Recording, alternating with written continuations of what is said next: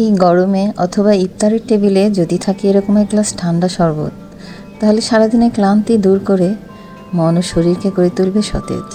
এই শরবত তৈরি করা খুবই সহজ। চলুন তাহলে এক নজরে দেখে আসি শরবত তৈরির উপায়।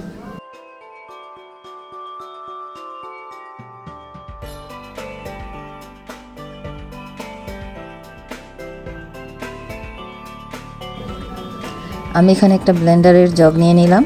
এর মধ্যে দিলাম কাজু বাদাম, কিশমিশ, খেজুর, ছোটো সাইজের 2টা কলা, 1 কাপ পরিমাণ দই, টক দই, গুঁড়া দুধ এবং মিষ্টির জন্য দিলাম মধু। আপনারা চিনিও দিতে পারেন। এবার দিলাম 2 কাপ পরিমাণ নর্মাল পানি। এবার ব্লেন্ড করে নিলেই তৈরি হয়ে যাবে ঠান্ডা ঠান্ডা সুস্বাদু শরবত।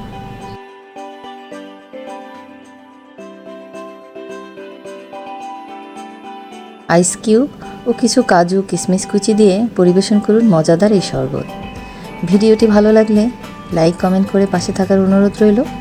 আজ এ পর্যন্তই। আল্লাহ হাফেজ। আসসালামু আলাইকুম।